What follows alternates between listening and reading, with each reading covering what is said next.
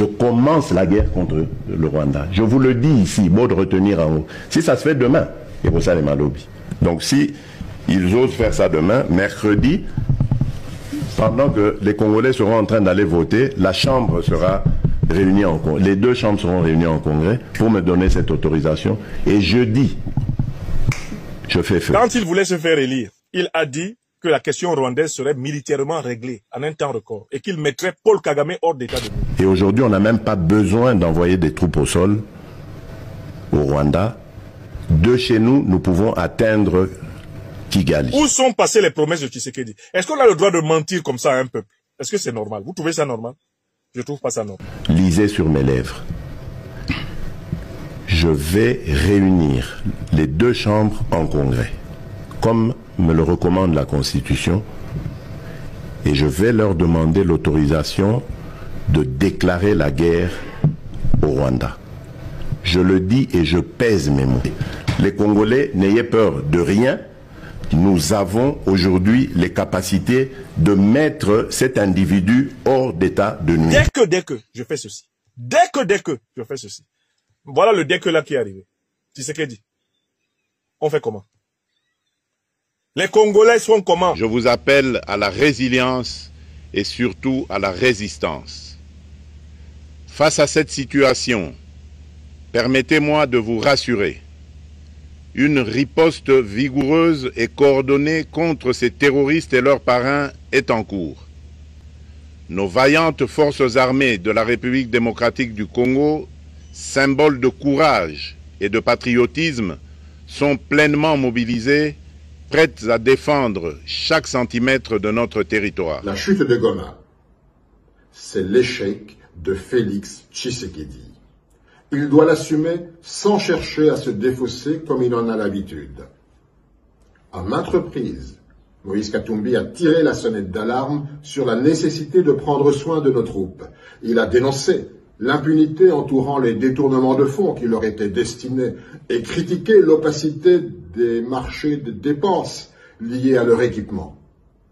Il a également dénoncé la présence inacceptable de mercenaires et de groupes génocidaires aux côtés de nos forces armées. Il a mis en garde contre la politique de discrimination, de racisme, de xénophobie menée dans le pays. Vous avez divisé, vous avez tribalisé les institutions. Et vous voyez maintenant les sorts, c'est ça. Le pire est arrivé. C'est Nanga qui vous combat maintenant aujourd'hui. Les pouvoirs Nabino, allez vous défendre. Votre force du progrès là, qui nous a menacés tous les jours. Vous voyez comment est-ce que vous avez divisé les Congolais avec la question du changement de la Constitution, avec le tribalisme de tout et pour tout et partout. Et maintenant là, on vous regarde. Vous commencez à crier maintenant. Vous commencez à nous appeler et de pouvoir vous aider. Non, ce n'est pas comme ça. Goma est-il dans les mains des forces armées de la République démocratique du Congo ou bien dans les mains des mouvements rebelles du 23 mars, en abrégé M23?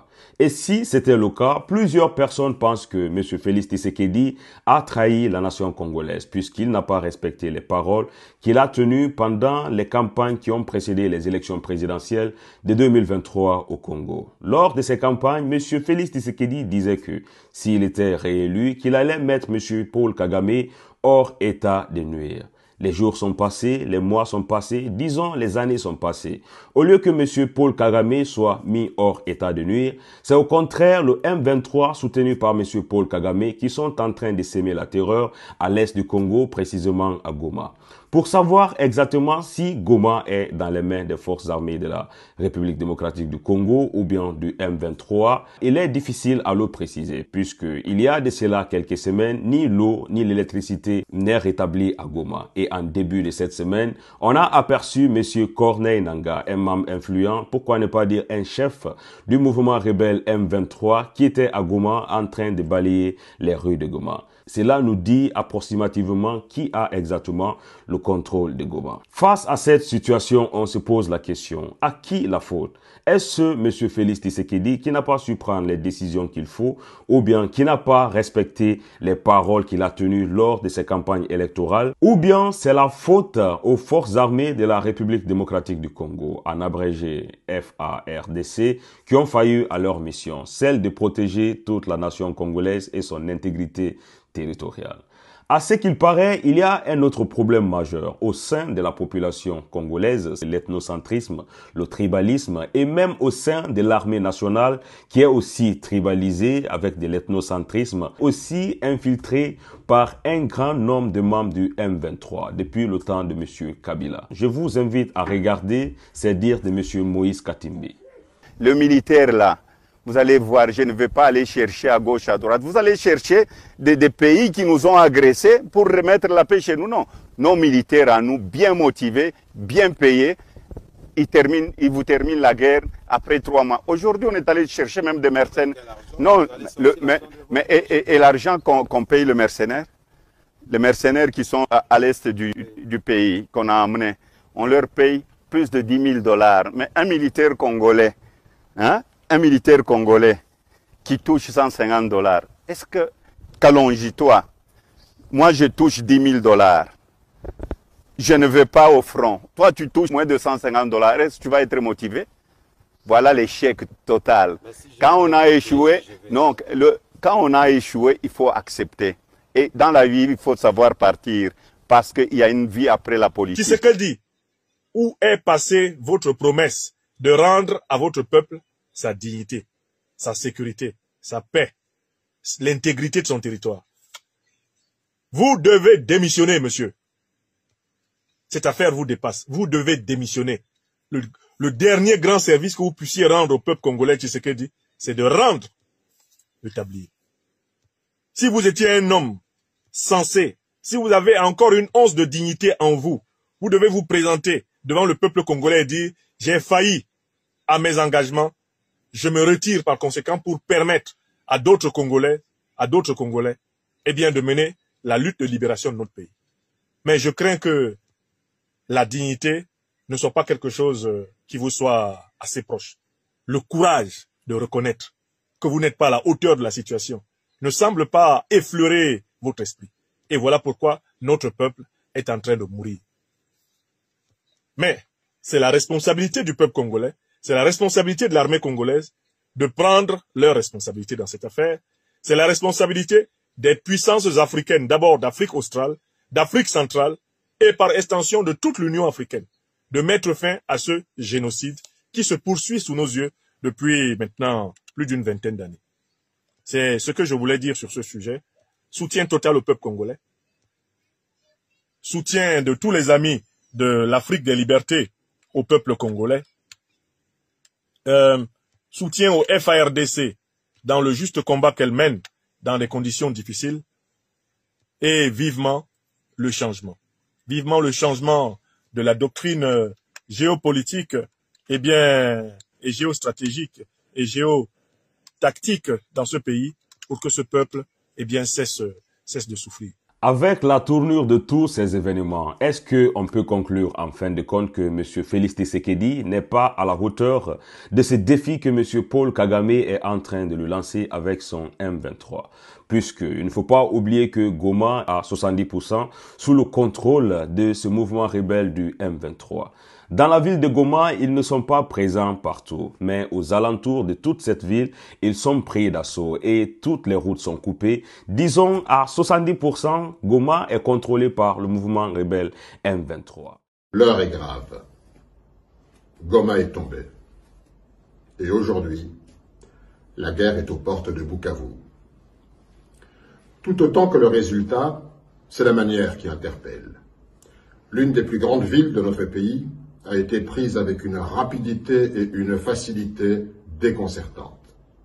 Je voudrais tout d'abord rendre hommage à la mémoire de nos soldats tombés sur le champ d'honneur et exprimer tout notre soutien à nos troupes. Bien que mal payés, insuffisamment soutenus par les autorités politiques et militaires, nos enfants ont fait preuve d'un courage extraordinaire. Des centaines d'entre eux sont allés jusqu'au sacrifice suprême. Nous ne devons jamais les oublier. Nous adressons également notre solidarité envers nos compatriotes, plus de 500 000 déplacés de guerre, et à tous les civils victimes de ce conflit. La chute de Goma, c'est l'échec de Félix Tshisekedi.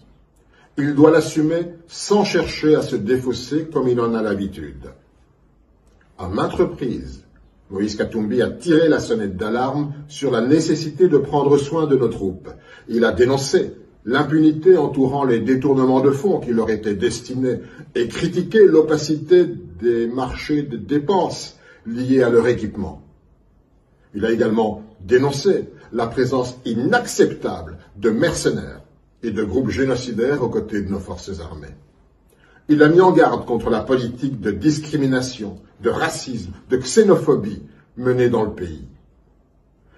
Toutes ces alertes ont été accueillies par le mépris et le dénigrement, et des accusations infondées, toutes basées sur les mensonges les plus éhontés. Dans le seul but d'en finir avec lui, on a même prêté à Moïse Katumbi l'intention de vouloir attenter à la République. L'échec de Goma, c'est celui de l'arrogance et du refus obstiné du pouvoir de regarder la réalité en face. Cet échec, c'est aussi le fruit d'une culture fondée sur le mensonge et l'impunité, les deux piliers sur lesquels repose ce régime. Nous sommes bien fondés à rappeler à M. Tshisekedi qu'à Genève, il avait promis l'opprobre à ceux qui dénonceraient leur engagement. Ironie du sort, c'est désormais lui qui est poursuivi et rattrapé par la malédiction et le sort fatal qu'il jetait hier sur les parjures.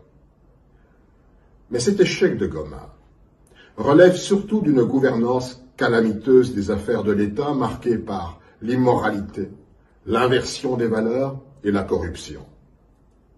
Les institutions de l'État, censées servir l'intérêt public, ont été pervertis et détournés de leur rôle et fonctions afin de servir des intérêts bassement personnels. Chaque jour apporte son lot de scandales. On apprend qu'un ministre, sans vergogne, fait appel au chef des renseignements militaires pour séquestrer sa maîtresse. Le même chef des renseignements militaires délaisse sa mission pour passer tout son temps à traquer les hommes politiques, les arrêter, les torturer, au lieu de mettre toute son énergie à recueillir des renseignements sur l'ennemi. Un autre ministre encore, reconverti dans la comédie, plagie sans honte les discours des grands orateurs tels que Winston Churchill et le président Eisenhower pour enflammer avec grandiloquence nos soldats qu'il envoie affamés et sans munitions au combat. Pendant ce temps, un autre, sous l'emprise certainement de stupéfiants, se plaît à dispenser les peines de mort comme on distribue des bons points et annonce avec un air bravache que le Rwanda deviendra bientôt la 27e province du Congo. Finalement, l'échec de Goma, c'est le résultat de l'irresponsabilité, de l'incompétence et de l'inconscience au sommet de l'État. Au cours des dernières semaines, tous les Congolais ont constaté avec consternation que chaque fois que nos localités étaient frappées par des tragédies, c'était presque inévitablement lors des voyages coûteux, sans but et sans impact que le chef de l'État effectuait à l'étranger. Voyages assortis d'apparitions indécentes lors de célébrations aussi futiles en temps de guerre que des manifestations sportives. Aucun centimètre du territoire de la République démocratique du Congo ne doit être cédé. Notre pays doit demeurer un et indivisible. Bunagana, c'est le Congo. Goma, c'est le Congo. Bukavu, c'est le Congo. Cependant, il est crucial de comprendre que le conflit à l'est de notre pays ne se limite pas à une simple confrontation entre notre pays et d'autres nations. Ce volet ne représente que la moitié du problème. L'autre moitié réside dans le conflit interne entre Congolais. L'une des plus grandes erreurs de Félix Tshisekedi a résidé dans l'institutionnalisation du tribalisme, de la discrimination et de l'exclusion. Lorsque les nominations au sein de l'administration, de la justice et de l'armée favorisent majoritairement une famille, un clan, un parti et une seule tribu au détriment de la compétence et de la diversité nationale, le sentiment d'injustice ne peut que croître. Lorsque l'expression d'une opinion devient un prétexte d'arrestation et d'emprisonnement, le vivre ensemble ne fait que reculer. Lorsque la corruption gangrène toutes les institutions jusqu'à la justice elle-même, l'État succombe. À la justice elle-même, l'État succombe pour faire place à la mafia et aux triades. Où sont passées les promesses de M. Félix Tshisekedi lors de ces campagnes électorales qui ont précédé les élections présidentielles de 2023? N'a-t-il pas eu l'accord du gouvernement afin de lancer un assaut ou bien afin de lancer la guerre totale? Pourquoi est-ce que tout cela n'a pas d'effet jusqu'à présent? En tout cas, retenons que Goma à 70% est dans les mains du mouvement rebelle du M23.